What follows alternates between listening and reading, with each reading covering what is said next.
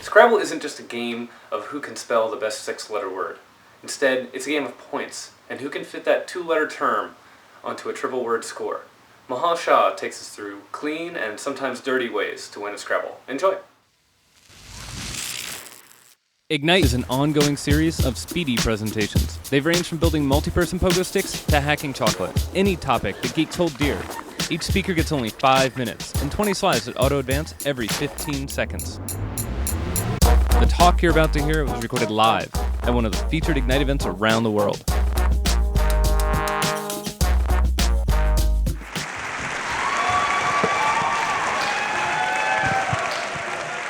So my name is Mehal. I love playing Scrabble, and I really hate losing. And I imagine this is what a lot of people think. They like playing Scrabble, but they hate going up against someone who's way better than they are, and they feel like they have no chance. And the thing is, anyone is capable of beating anyone in Scrabble. You just have to learn how to fight dirty. Now, fighting dirty, we're not going to be cheating. We're not going to be stealing tiles off of someone's rack. We're not going to be poisoning their coffee or anything like that. What we are going to do is play defensive, play number-oriented, and maybe wage a little bit of psychological warfare. So when I play defensive, when I'm up in a match against someone who's way better than I am, my goal isn't my score. My goal is there's no way in hell my opponent's getting more than 300 points. Because 300 is a nice round number, and there's a good chance that dumb luck is going to push me over the limit and I can pull an upset victory. And the best way to do that is to close off the board. The board on the left is really bad for me because my opponent's got a great vocabulary. He's going to drop bingos all over the place. The board on the right is a lot better. It's going to frustrate the living hell out of him. But every so often you'll get unlucky and our opponent's going to drop a bingo. When people play bingos, they're playing for points. They're giving up their strategy just to get a few extra points, and our opponent just made a huge mistake here. Because every time you see a vowel next to a triple letter score or a double word score or anything like that, you can go on the attack. Brady said that I wasn't going to make you memorize any words, but those 8 up there are really important because now you have a chance to play one of those words and double up on that score multiplier tile. So we can almost make up for that colossal bingo with a much smaller play of our own and not open up the entire board. When you have the chance to get the triple word score, you should do it. And if you have a chance to get it, but you can't quite reach it, well, if I can't have it, you're not going to have it either. Build a word that stops one tile short. That triple word score is out of the game.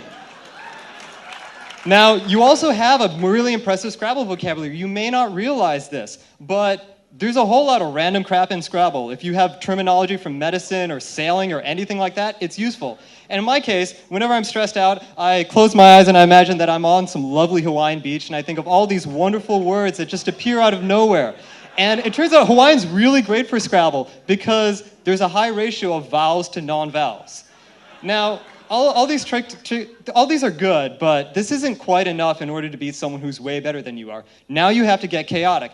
Every moment where they think about their own tiles is bad. Every moment where they think, what the hell is going on, is good. So this is a really nasty trick. You can switch the dictionary on someone. People have spent a lot of time trying to memorize one dictionary. They probably haven't spent a lot of time trying to memorize the other. Figure out which one they like to use, and then use the other one. But this trick's only going to work once or twice. The real right way to mess with them is to lie. Lie all the time. Lie about everything you can, and make sure you're playing some game that allows for lying. I actually like playing Penalty Challenge the best, where if you lie and you get caught, there's a real penalty, because then they think you're never going to lie. Except you're going to lie all the time. And when you lie, sell the bluff. And again, play to your background. If I'm a doctor, I'm going to put down some random words and say it's a body part. Or if I speak Hebrew, I'm going to put down some words and say it's a Hebrew letter. Or if I'm giving a presentation at Seattle Ignite, I'm going to say that all of these words are Hawaiian, when in fact, a few of them are utter bullshit.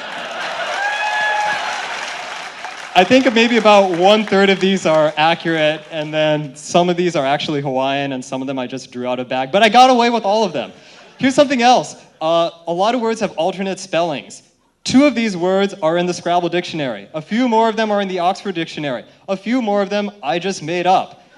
But all of them are entirely believable, so you can get away with a lot. Now, once you establish your reputation as a pathological liar, now you can start telling the truth. Because every time you play a strange-looking word, your opponent's going to think you're bluffing. So we're going to play some strange word. We're going to play the word hoodoo. Once the slide transition. There we go. So we're going to play the word hoodoo, and a hoodoo is a geological formation. But our opponent doesn't know that. They're wondering, well, gosh, what the hell is a hoodoo? And this is the point where you can volunteer a couple unhelpful definitions, like a hoodoo is a Hebrew letter, which it's not. And then they're going to call your bluff, and then they're going to lose their turn. And now they're not going to be very happy with you. And they're going to say that you're a dirty, rotten scoundrel, and I say, nonsense. Some people think that Scrabble's a word game. Some people don't, and you just happen to be in a different category. There's nothing wrong with that. And so, now you've played a lot, and you have a reputation not just as a pathological liar, but someone who occasionally tells the truth. You are an absolute terror on the board. Because no matter how good someone is, they don't have your ability to make up words and get away with it.